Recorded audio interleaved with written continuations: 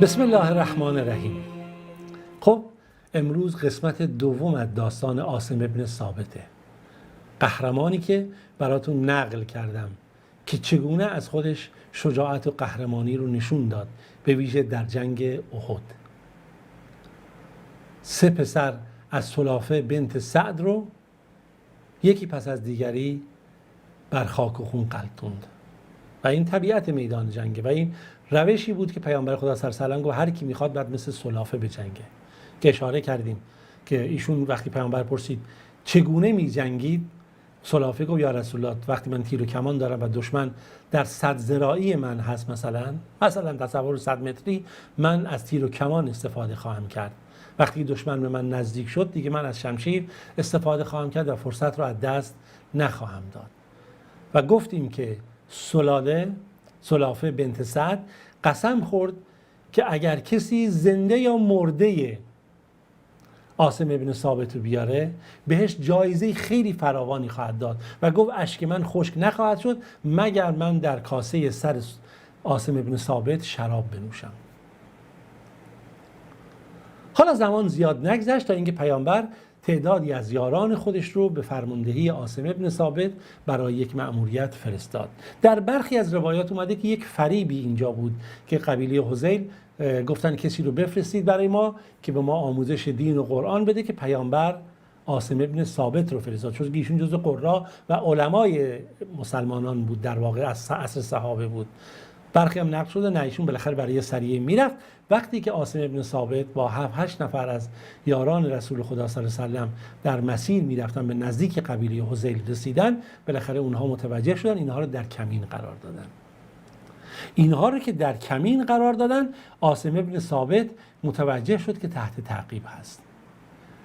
در داستان خبیب ابن عدی اگر یادتون باشه و زید ابن دثنه که نقل کردیم که چگونه در اون داستان عاصم ابن ثابت فرمانده اینها بود و چگونه اینها به اسارت قرار گرفتن که داشتن در مسیر میرفتن، بالاخره قبیله هذیل اینها رو تعقیب کرد و اینها خواستن خودشون نجات بدن از مسیر بالاخره اون مدفوع اون شترها که بود، سرین شترها که درش دانه های خرمای گنده بود، چون اون راهبردها میفهمیدن خرمای مدینه دارای هسته های بزرگ است. اینها رو ردیابی کردن و وقتی عاصم ابن ثابت متوجه شد که در چه شرایطی قرار گرفتن، به یاران خودش گفت از این کوه بالا بریم که حداقل ما در موقعیتی قرار بگیریم که بتونیم ما از خودمون دفاع بکنیم. 100 نفر از کمانداران و تیراندازان و قهرمانان قبیله هذیل که حالا به روایت اینها خیانت کردن طی برنامه، اینها رو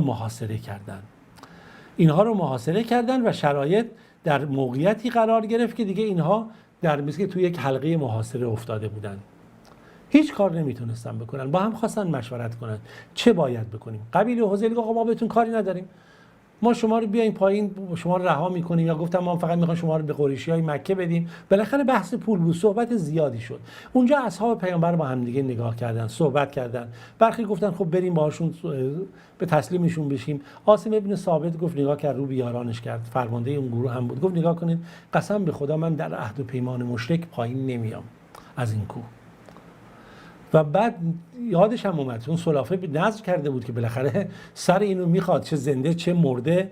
گفت من شمشیر خودمو میکشم در راه خدا دفاع میکنم، من از اینی که از خودم از دین خودم دفاع خواهم کرد. حالا شما میدونید خودتون چگونه خواهد شد.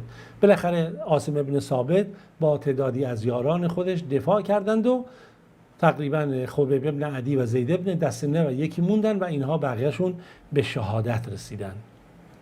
که داستان گفتیم که وقتی که اینها به شهادت رسیدن، وقتی که زید ابن دثنه و خبیب ابن عدی اومدن پایین اینها رو به اسارت گرفتن، اون صحابی دیگر هم گفت حالا که اینجوری پس من تسلیم نمیشم و مقاومت کرد و به شهادت رسید.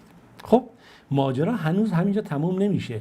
عاصم ابن ثابت اینجا شهید شد، اما قبیله هذیل نفهمیدن چه کسی رو به شهادت رسوندن، چه کسی رو کشتن.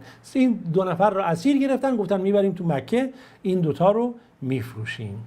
برداشتن بالاخره خبیب ابن عدی و زید ابن دثنه رو به قل زنجیر بستند و آوردن در مکه برای فروش. وقتی که به اونجا آوردن تازه متوجه شدن عاصم ابن ثابت بین این افراد بوده و باید چیکار کرد؟ بریم سرشو ببریم بیاریم این جوایز رو ما به دست بیاریم. چرا که سلافه نظر کرده بود که اگه عاصم رو بکشه چه مرده چه زنده بیاره، من فقط سرش رو میخوام. این بود که اینها تصمیم گرفتن که خب حالا برگردن برن چیکار بکنن، جسد عاصم ابن ثابت رو بیارند و بالاخره سرش رو ببرن بیارن. رفتن به منطقه که رسیدن، تا رفتن نزدیک جسدش بشن دیدن یک انبوهی از زنبورها دور تا دور این جسد رو گرفته. هر چقدر خواستن به این جسد نزدیک بشن تا این سرش رو ببرن، زنبورها به اینا حمله میکردن و اینها نمیتونستن مقابل زنبورها کاری رو انجام بدن. گفتن خب الان که دیگه هوا داره تاریک میشه، وامیستیم که تا شب بیاد. شب که شد، بعد ان زنبورها میرند و ما این جسد رو سرش رو میبریم و میبریم برای سلافه و پولمون رو میگیریم. شب که شد، در اون تاریکی شب تا همین که زنبورها رفتن، آسمان دگرگون شد، طوفانی اومد و ابری اومد و باران شدیدی گرفت و اینها ناچار شدن خودشون در یک پناهی قرار بدن از طوفان و باران. از اون ور سیلی رو اومد، بالاخره حرکت کرد از مسیر و جسد عاصم ابن ثابت که در مسیر همین رودخانه بود با خودش این جسد رو برد. وقتی که باد و باران خوابید و طوفان خوابید و هوا هم روشن شد، اینا هر چی گشتن دیگه آثاری از جسد عاصم ابن ثابت پیدا نکردن. خدا میدونه دیگه جسد عاصم ابن ثابت رو خدا به کجا برد و اینها دیگه نتونستن چیکار بکنن؟ سر عاصم ابن ثابت رو ببرن و ببرن به اون چه که میخوان بهش دست پیدا کنن. خداوند اینجا جسد عاصم ابن ثابت و عبارتی سر عاصم ابن ثابت رو از دست این زن و دست اون افراد انتقامجو نجات داد. و این نکته ای هست که خیلی از افراد میگن که خداوند وقتی که ارادش باشه هیچ وقت اجازه نمیده که یه غیر مسلمان در دست مشرکان اینجوری قرار بگیره. همونجوری که خداوند در زندگی و حیات عاصم ابن ثابت رو دور نگه داشته بود از حیله و کید دشمنان، به همین صورت جسد ایشون رو هم از دست و به قول معروف انتقامجویی سلافه بنت سعد نجات داد. و این صحنه است که تاریخ و مورخان نقل کردند که این کراماتی بود که خداوند شامل حال این صحابه پیامبر، این صحابه قهرمان کرد که شامل حالش شد که در دست اونها نیفته. اون چه که در واقع وجود داره، عاصم ابن ثابت جزو سابقین از اولین از کسانی هست که بالاخره اسلام رو پذیرفته. خوب دقت بکنید، از سابقین از انصار هست که اسلام رو در واقع میپذیره و از قبیله اوس هست، مادر شموس هست بنت ابی عامر. و وقتی که پیامبر خدا صلی الله علیه و آله به مدینه هم هجرت کرد، بین عاصم ابن ثابت و بین عبدالله ابن جحش یک پیمان برادری برقرار کرد و همونجوری که ما اشاره کردیم در جنگ بعد، در جنگ احد کنار پیامبر بود. در جنگ احد از خودش قهرمانی هایی رو که نشون داد و اینها مواردیه که در مورد عاصم ابن ثابت وجود داره که در تاریخ بهش نقل شده و اشاره شده. اما در بحث قبیله بنی لحیان که گفتیم که همون که خیانتی که کردن، روایت دیگری اومده گفتن آره یک کسی رو فرستادن برای ما تعدادی از یاران بفرست و داستان هم همین بوده ظاهرا که اینها در دام و حیله اینها افتادن. و این صحنه ای بود که واقعا تاریخ این رو نقل کرده که حالا داستان خیلی طولانی تر هست، من دیگه نمیخوام وارد این داستان بشیم که چه اتفاقی افتاده. اما اون چیزی که تاریخ گفتیم نقل میکنه که دیگه بالاخره پایان داستان عاصم ابن ثابت این گونه هست که پیش اومده. اما در بحث علم و دانش و فقاهت این همون مطلبیه که در همین داستان ما بهش میرسیم. تنها این صحابه یک صحابه جنگاور نیست، بلکه صحابه‌ای که دارای علم و دانش و فقاهت هست که همینجوری که محمد ابن اسحاق از نقل کرده که اینها در واقع اومده بودن که پیامبر کسی رو بفرسته. ابو هریره هم همین رو میگه رسول خدا صلی الله علیه و آله سریه‌ای رو فرستاد که در اون سریه امیر اونها رو عاصم ابن ثابت قرار داد و اونها رفتن بالاخره در یک مسیری بین اسفان و مکه قرار گرفتن که خبر به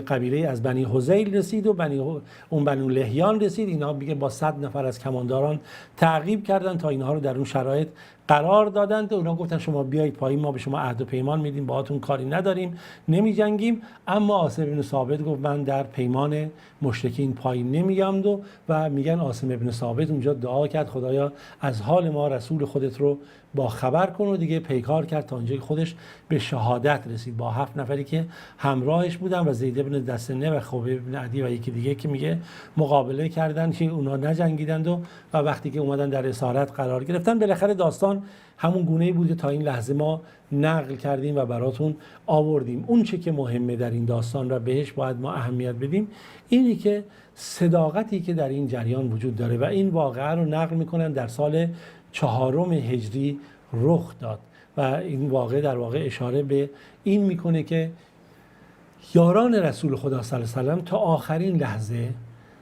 جان خودشون و مال خودشون و زندگی خودشون رو وقف دین پیامبر خدا صلی الله علیه و سلم کرده بودن و تا جایی که میتونستن بر اون چه که اعتقاد داشتن وفا میکردن.